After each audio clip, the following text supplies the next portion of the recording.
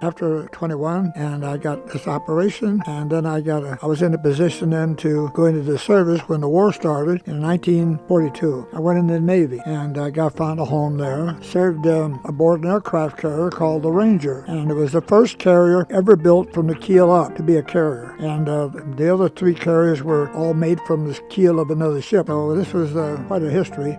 I was very, very proud of that, and I became able to build myself up to become chief. I became chief of this ship. The chief means highest rank you can get unless you become an officer. And so I had guys I had to train that didn't know anything about the electrical work. And I got my GED in the Navy.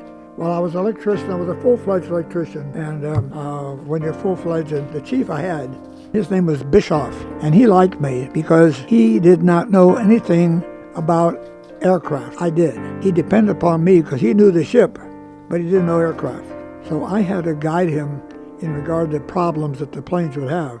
And I knew what to do, what to fix and everything. And he liked us so much that he worked me up till I became chief. During the war, I was naturally flying off this carrier, and I was a turret gunner in a torpedo plane called TBF. And you fly right behind the pilot and in a dome, a big dome up there, and that's where you sit. And I fired a 50 caliber machine gun. One of the first things I got in trouble was I had a heart, and there was a guy on a motorcycle over Casablanca, French Morocco, and he was going on this motorcycle, and my pilot told me to take him, meaning knock him off. Well, I didn't do it, and I got in trouble. They filed charges against me. I would not shoot the guy. I said, well, I don't know who the guy is. He says, I don't care what you say. It's an enemy.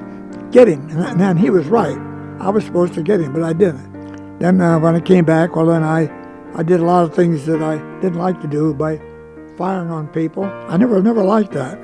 But anyway, I did it. I got honored for it because I was good. I was good at shooting the 50 caliber machine gun. We had a guy down below who was our engineer, and he fired the 30 caliber out of the tail. So we're going over an area, he could fire down and hit people down below me, where I would get people up above. Because see, Germany had taken over the world. I was very active in flying in that area and everything, and we were raising hell in that area. So we did quite a job, and we beat them. We beat the hell out of them, and so we got through, and we went back to the States. Now I was assigned to an area north of Canada called Newfoundland, Argentia.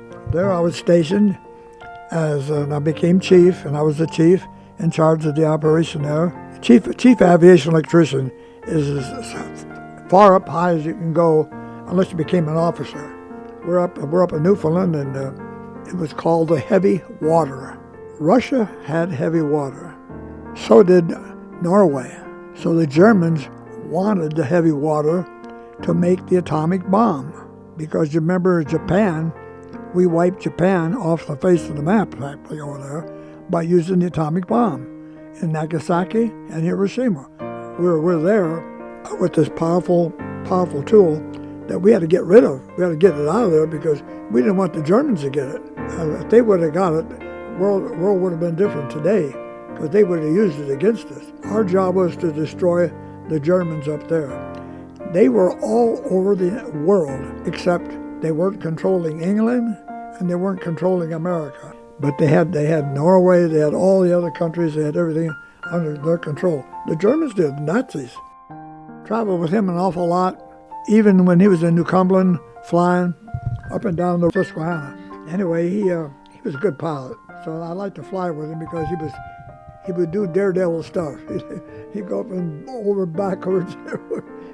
I enjoyed that.